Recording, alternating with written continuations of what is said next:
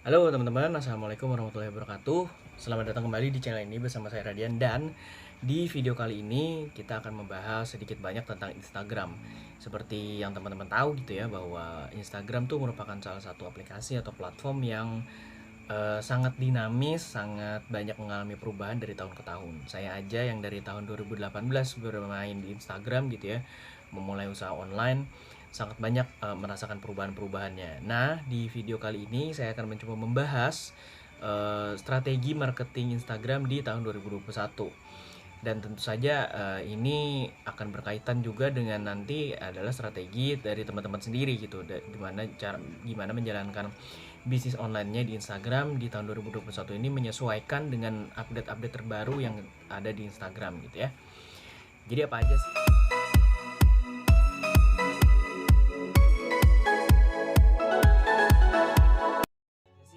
yang harus kita pikirkan, strategi apa aja yang harus kita lakukan untuk bisa tetap mengikuti perubahan yang dilakukan oleh Instagram selama ini gitu ya. Yang pertama adalah teman-teman harus membuat posting konten sesuai dengan niche audiensnya teman-teman. Nah, jadi teman-teman itu harus tahu dulu gitu ya, audiensnya teman-teman tuh sukanya dengan konten apa gitu. Jadi teman-teman tuh nggak perlu memaksakan harus, misalnya nih trennya sekarang lagi musim konten karusel misalnya. Konten karusel itu kan yang slide yang ada 10 itu.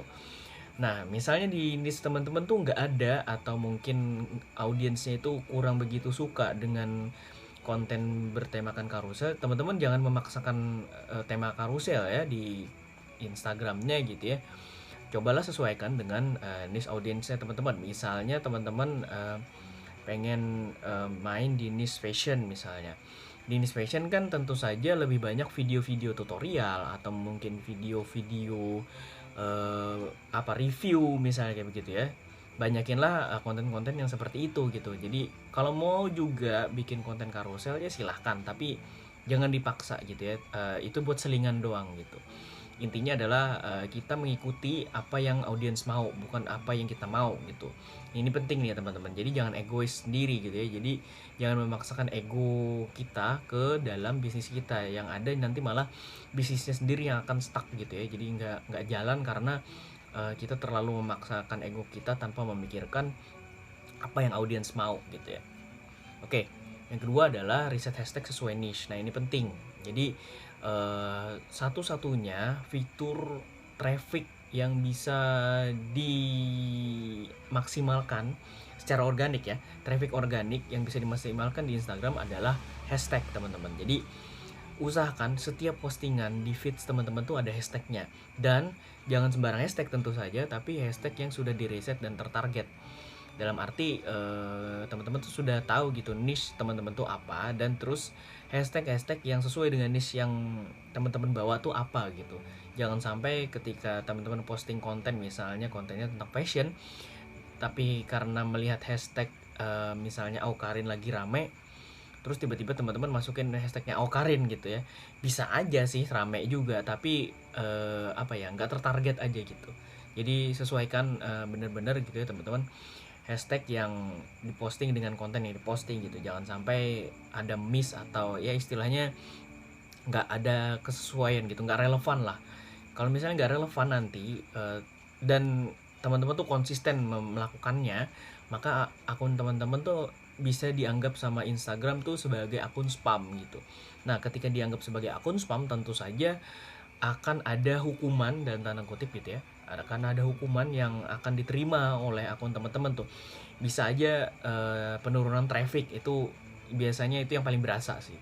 Ketika udah dihukum sama Instagram, biasanya trafficnya akan turun drastis, lebih jauh gitu ya. Trafficnya akan berkurang, dan juga interaksinya pasti juga akan berkurang gitu, akan berasa sendiri gitu.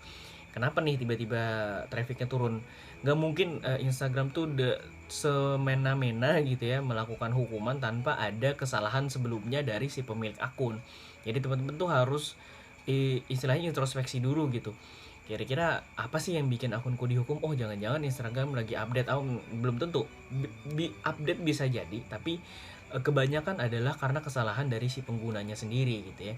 Ketika penggunanya melakukan spamming hashtag dan tidak relevan dengan konten yang diposting, ya tentu saja Instagram akan menganggap ini spammer nih, nggak usah dikasih traffic lagi lah nanti di kedepannya gitu ya. Nah itu yang teman-teman harus waspadai gitu ya. Ya sekali lagi nggak boleh egois, jadi teman-teman harus introspeksi kesalahan diri dan kesalahan dari penggunaan akunnya gitu. Terus yang ketiga adalah teman-teman usahakan melakukan soft selling. Nah ini penting karena di zaman sekarang tuh orang-orang tuh sudah mulai cerdas, udah mulai aware gitu ya, bahwa oh ini orang nih jualan, oh ini orang nih nggak jualan, oh ini orang jualan tapi aku suka kontennya gitu. Nah itu orang-orang tuh udah mulai tahu gitu. Konsumen-konsumen sekarang udah mulai cerdas. Jadi teman-teman yang masih pemula nih, yang mikirnya cuman upload konten terus udah ditinggalin gitu ya, jadi udah nggak bisa lagi kayak begitu sekarang. Karena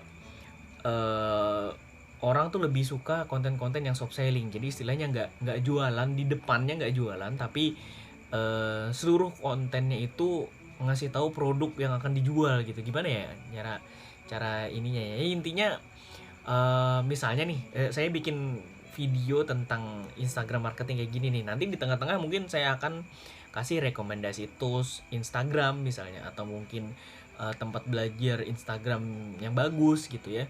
Nah di situ kan akan ada jualan sebenarnya, tapi saya membungkusnya dengan sesuatu yang lebih edukatif, yang lebih mempunyai value gitu, yang lebih entertain lah istilahnya kayak begitu ya. Jadi nggak cuman jualan doang, tapi ada sesuatu yang di dalamnya gitu. Jadi orang-orang tuh menyimak gitu.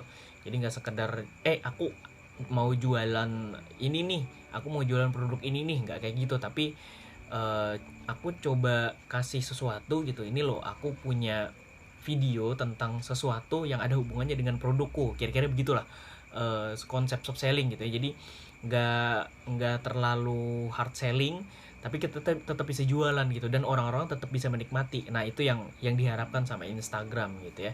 Jadi interaksinya dapet, tapi jualannya juga dapet gitu. Ada satu pepatah yang bukan pepatah sih, ada yang bilang gitu ya, bahwa orang tuh nggak suka dijuali tapi orang suka membeli. Nah artinya di sini adalah teman-teman, kita jangan sampai membuat orang tuh merasa dijuali, tapi membuat mereka tuh merasa ingin membeli gitu. Nah gimana caranya ya, tentu menyesuaikan strategi marketing dari produk niche yang teman-teman jalankan gitu ya. Oke, yang selanjutnya adalah memaksimalkan reels ya. Jadi teman-teman yang udah ada updatean reels di Instagramnya, silahkan dimanfaatkan dengan semaksimal mungkin, karena Instagram tuh lagi gencar-gencarnya untuk bisa memaksimalkan timeline video di sini ya gitu ya. Jadi kedepannya kemungkinan Instagram akan lebih memprioritaskan konten-konten berbagi video, yang video-video pendek kayak reels kayak begini. Si Instagramnya sendiri, si Adam Mosseri sendiri udah ngasih tahu gitu, bahwa Instagram akan lebih fokus ke konten berbagi video. Meskipun foto tetap ada gitu ya, tapi kedepannya prioritas traffic, ini udah pasti jadi traffic gitu ya, prioritas traffic akan lebih banyak ke video. Nah makanya teman-teman saya sarankan untuk sesegera mungkin membuat video-video konten berupa reels gitu ya. Dan mumpung di Indonesia tuh masih baru gitu ya, jadi trafficnya tuh masih kenceng banget gitu. Saya aja yang di akun Instagram saya yang Radian NR itu, beberapa konten saya tuh ada yang bisa tembus sampai 1.500 views, bahkan cuma pakai satu hashtag doang gitu ya. Jadi artinya di sini adalah konten reels tuh bener-bener di push gitu ya, untuk bisa dipakai sebanyak-banyaknya user di Instagram gitu. Jadi teman-teman manfaatin bener-bener fitur reels ini, mumpung masih baru juga, pelajari bener-bener bikin konten video yang ya pendek aja gitu, 30 detik, 60 detik gitu ya. Yang penting tuh teman-teman bisa tahu gitu, oh kalau misalnya reels itu tuh harus bikin konten video yang kayak begini misalnya, kayak begitu. Jadi coba dulu aja gitu, bikin konten yang 1-2 video dulu, terus coba diposting di reelsnya gimana hasilnya gitu ya. Teman-teman juga mesti siap gitu ya, bahwa akan ada akun-akun yang memang tidak mendapatkan insight reelsnya. Jadi teman-teman nggak perlu khawatir, karena memang banyak akun yang seperti itu. Akun saya sendiri juga ada yang reelsnya nggak kelihatan insight-nya. Jadi menurut saya nggak masalah selama masih bisa mendrive traffic yang sangat banyak gitu ya. Yang penting adalah di sini teman-teman memanfaatkan fiturnya gitu. Jadi nggak perlu khawatir misalnya insight-nya nggak ada, ya nggak masalah juga gitu ya. Yang paling kita nggak bisa ngukur trafficnya doang gitu ya. Tapi intinya dari Instagramnya sendiri, setiap akun yang mempunyai konten reels itu akan di-push semaksimal mungkin trafficnya gitu, asal kontennya relevan, interaksinya dapet gitu ya, akan di-push semaksimal mungkin untuk bisa mendapatkan view lebih banyak gitu. Kalau strategi postingnya, kalau menurut saya sih satu hari bisa 2-3 konten gitu ya, dicoba dulu aja gitu. Nggak usah banyak-banyak dulu. Kalau misalnya TikTok itu kan bisa 3-4 posting per hari bisa tuh untuk bisa dapetin trafficnya. Nah kalau misalnya di Reels tuh 2-3 dulu lah dicoba gitu. Kalau misalnya udah bagus trafficnya bisa ditambah 3-4, mungkin nanti 4-5 misalnya begitu. Jadi kalau saya sih jangan overuse ya gitu ya. Jadi disesuaikan aja dengan kebutuhannya masing-masing. Kalau misalnya konten reels teman-teman tuh bisanya cuma update 2 kali sehari, ya udah 2 kali sehari aja gitu, nggak usah maksain 3 kali sehari. Nanti teman-teman bakalan kehabisan ide dan kehabisan konten gitu. Jangan sampai kayak begitu ya. Oke, yang kelima, yang terakhir adalah lakukan content stacking. Nah, untuk teman-teman yang pengen konsisten dapetin traffic tiap hari di Instagram tuh tentu saja harus melakukan update postingan setiap hari juga gitu ya. Karena Instagram akan membaca bahwa akun ini aktif gitu ya, dan interaksinya dapat terus setiap hari. Ketika nanti suatu saat akan ada misalnya kontennya yang memang relevan dan cocok dengan audiensnya, nanti konten teman-teman tuh akan di-push sama Instagram, akan bisa mendapatkan interaksi yang lebih banyak daripada sebelumnya. Nah, ketika dapetin interaksi lebih banyak daripada sebelumnya, konten yang selanjutnya pun juga akan dikasih interaksi yang setidaknya sama levelnya, atau setidaknya sama banyaknya dengan interaksi yang sebelumnya, interaksi konten sebelumnya gitu ya. Asalkan konten yang diposting tuh selalu relevan gitu. Jadi konsisten ya teman-teman. Jadi jangan sampai misalnya hari ini posting konten tentang fashion, besok posting konten tentang bisnis. Nah itu kan agak nggak nyambung gitu ya. Meskipun update tiap hari, tapi karena tidak relevan satu postingan dengan yang lain tuh, Instagram juga akan kebingungan gitu nyariin audiensnya kayak gimana gitu. Loh, orang ini sebenarnya mau posting konten fashion apa bisnis sih sebenarnya gitu.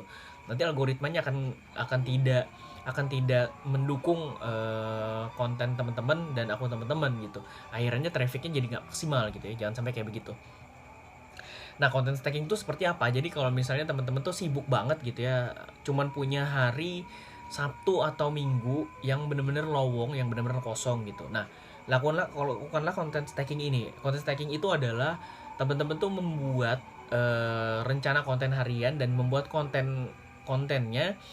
Misalnya nih, teman-teman pengen posting selama seminggu, maka di hari Sabtu yang lowong itu, atau di hari apapun yang teman-teman lowong, sediain waktu 3-4 jam untuk bikin rencana konten atau konten planning gitu ya, selama 1 minggu ke depan. Jadi teman-teman tuh bikin hari pertama posting apa, hari kedua posting apa, hari ketiga sampai seterusnya sampai hari ketujuh mau posting apa, itu udah dibikin gitu di hari Sabtu, di hari yang lowong itu.